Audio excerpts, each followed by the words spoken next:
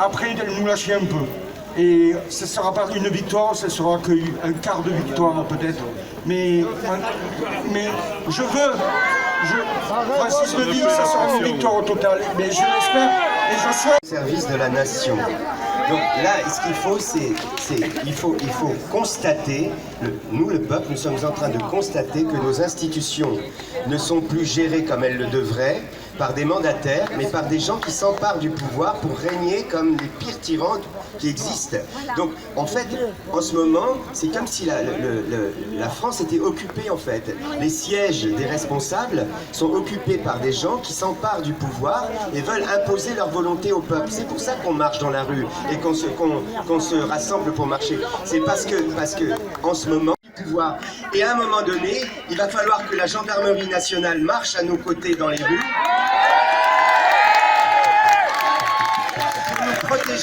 pour nous protéger contre les violences policières, d'ailleurs qui ne sont pas l'émanation de la police, hein, mais qui sont très souvent commises par des gens infiltrés dans la police, qui sont des espèces de milices privées engagées pour taper sur les innocents et les civils, pour terroriser les gens et les empêcher de marcher dans la rue pour défendre leurs droits.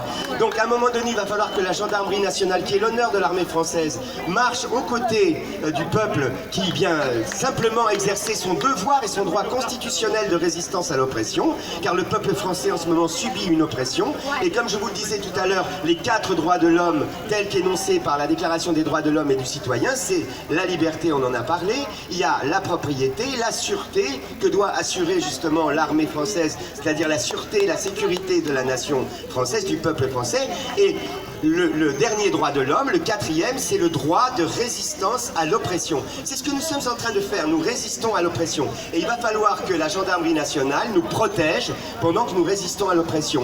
Et il faudra à un moment donné que l'armée française réalise aussi qu'elle n'a aucun ordre à recevoir d'une bande de putschistes en col blanc qui se sont emparés du pouvoir.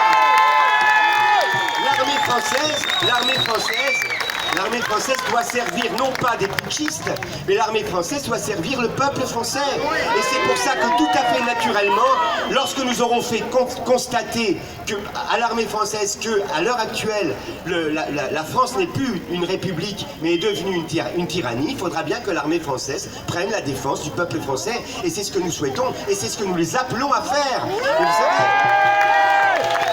à un moment donné, quand il y a un patron qui a un employé qui ne fait pas son boulot, ben il le fait mettre à pied. Aujourd'hui, les gens qui sont élus par nous, ils sont élus pour faire un boulot. S'ils en font un autre et s'ils se mettent à travailler pour des intérêts privés, il faut les mettre à pied. Hein. Et c'est pas très compliqué. Hein. Il n'y a pas besoin d'exercer une violence. Hein. On leur dit, monsieur, vous êtes gentil, vous dégagez du boulot. On va avoir un entretien. Ensuite, vous allez passer devant le juge. Et il va dire si vous, oui ou non, vous avez abusé de votre pouvoir ou pas. Et on organise des élections démocratiques. Et la France restera un pays démocratique. C'est pas très compliqué. Le problème, c'est qu'aujourd'hui, il y a une confusion. Il y a une confusion parce que on fait croire que les gens qui font ce qu'ils font en ce moment au pouvoir le font avec l'assentiment de la majorité du peuple français. C'est faux. On dit à la télévision, dans toutes les chaînes de la propagande, que nous sommes l'expression de la minorité du peuple français. C'est faux. Nous sommes l'expression de la majorité du peuple français et nous le démontrons. Et nous le démontrons samedi après samedi en marchant dans la rue parce que nous sommes de plus en plus nombreux. Et d'ailleurs, nous sommes tellement nombreux et de plus en plus nombreux qu'il faut même s'attendre à ce que ces gens-là, qui sont soi-disant les défenseurs de la liberté d'expression et des droits humains, nous reconfinent pour nous empêcher de manifester. Et il ne faudra pas accepter. S'ils nous font le coup de nous reconfiner pour nous empêcher de manifester, alors là, il faudra descendre encore plus nombreux dans la rue.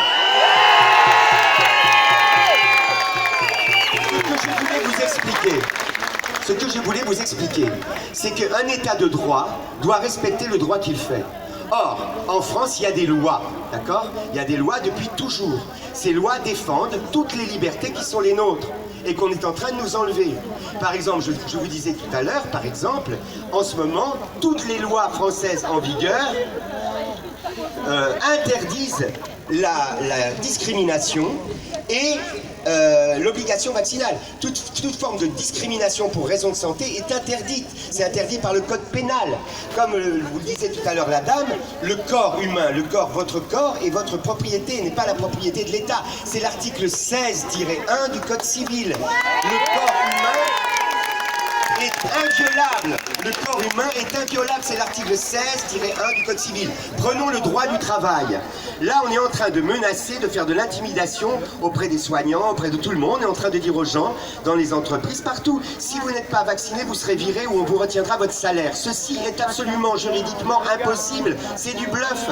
Le droit du travail est formel. On ne peut procéder à des sanctions professionnelles contre des travailleurs que s'ils ont commis une faute professionnelle. Ne pas être vacciné n'est pas une faute professionnelle. Il est absolument impossible. Ils savent très bien qu'ils ne peuvent pas mettre ces menaces à exécution. Et c'est pour ça qu'il va falloir mutualiser nos moyens de défense. Mais maintenant, il faut résister. Il faut dire non, vous n'avez pas le droit de faire ça. Et aucun juge consulaire, aucun juge du tribunal des prud'hommes, même avec un fusil sur la tempe, ne donnera raison à un employeur qui vire un employé parce qu'il ne s'est pas vacciné. Ça n'existe pas. Si un employeur s'amuse à faire ça, c'est lui qui sera condamné par la juridiction consulaire. Parce qu'il faut avoir confiance en notre justice. Les corrompus en ce moment sont au sommet de l'État. Mais les juges qui ont à répondre de conflits en termes de droit commun, vous verrez, il n'y a pas tant de corruption que ça. Il y en a bien sûr, mais il n'y en a pas tellement dans la justice. Et il faut faire confiance à notre justice. Et il faut aller voir des avocats. Il faut contester tout ce qui est en train de nous être présenté comme des lois, demain pourra être requalifié en termes de droit commun comme un délit. Et quand ces gens-là ne seront plus couverts par l'immunité, comme par exemple on le voit pour le président Sarkozy, eh bien ils pourront être condamnés devant des tribunaux de droit commun. Et si nous faisons en sorte que les gens qui nous gouvernent aujourd'hui ne nous gouvernent pas demain, nous les ferons comparaître et nous les ferons condamner.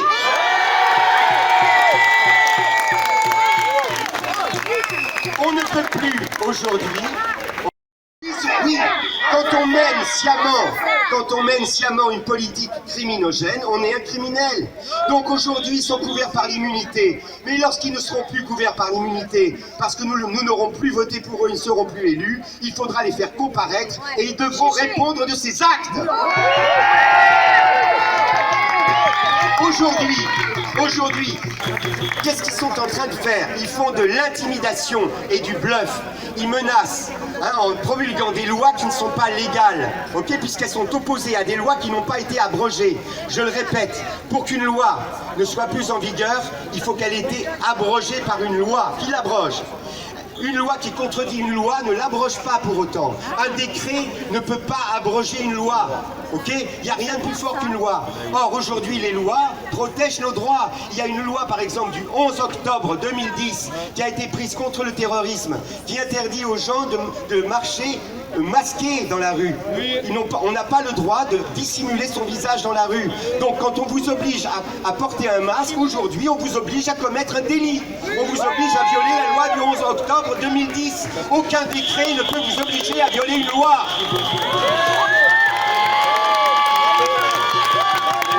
Il faut bien le comprendre et il faut en informer tous ceux qui ont peur et qui aujourd'hui vont se faire vacciner parce qu'ils ont peur de perdre leur emploi. Il faut leur dire que ça n'est pas possible. Ça n'est pas possible. C'est impossible. Et j'ajoute, regardez ce qui est en train de se passer en ce moment. Si l'on suit la procédure légale, lorsqu'on fait l'expérimentation d'un produit pharmaceutique, eh bien cette expérimentation ne peut pas se faire sur les êtres humains. Elle doit se faire sur des animaux. Il y a des études et il y a des tests qui sont faits. Ces études et ces tests doivent être financés par les laboratoires pharmaceutiques.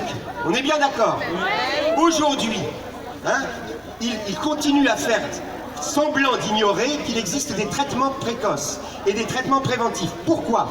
Parce que ça les autorise à donner une autorisation de mise sur le marché conditionnelle pour un vaccin qui n'est pas un vaccin, et c'est pour cela qu'ils appellent ça un vaccin, c'est parce que ça leur donne le droit de donner une autorisation de mise sur le marché conditionnelle. Sauf que, un, ce n'est pas un vaccin, et deux, les essais cliniques de cette inoculation ne s'achèveront qu'en 2022 ou en 2023. Ils sont en phase 3. Donc, à l'heure actuelle, on viole le protocole légal en mettant sur le marché un produit pharmaceutique dont les essais cliniques ne sont pas terminés.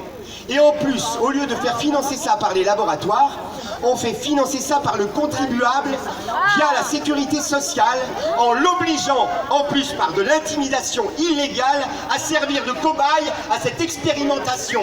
Et bien de cela aussi, et de cette démarche, qui non seulement est une démarche frauduleuse, illicite, illégale, mais qui est une démarche criminelle, et bien le jour viendra quand ces gens-là ne seront plus au gouvernement, quand ils ne seront plus élus, le jour viendra où il faudra qu'ils répondent de cet acte. Parce qu'à cause de cet acte, des Françaises et des Français sont en train de mourir et vont encore mourir. Donc maintenant, ça suffit.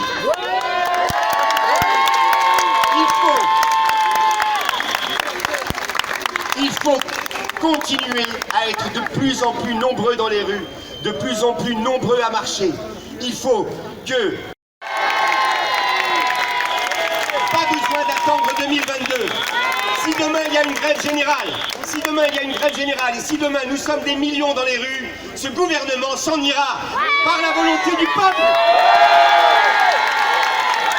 Et je le dis et je le répète, c'est le peuple qui est souverain, c'est lui qui est donneur d'ordre, et pas les employés du peuple qui sont au gouvernement. Ils n'ont pas à donner des ordres, il faut qu'ils obéissent aux ordres que donne le peuple. Et c'est en cela que dans notre campagne pour revendiquer notre souveraineté, celle du peuple et de la nation, les gendarmes et les militaires doivent être à notre côté, car ils sont les défenseurs de la sûreté. Et c'est pas la sûreté de l'État qu'il faut défendre, surtout quand l'État est entre les mains de putschistes. C'est la sûreté de la nation et du peuple français.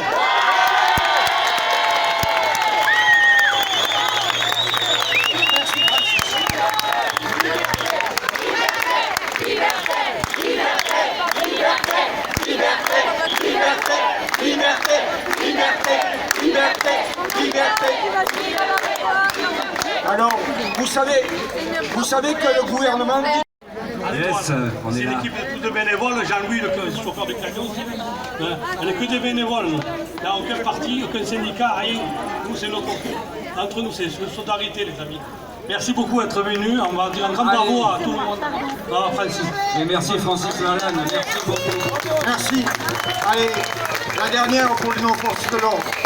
Ou nos gardiens de la paix plutôt. Je préfère ce mot-là aux forces de l'ordre.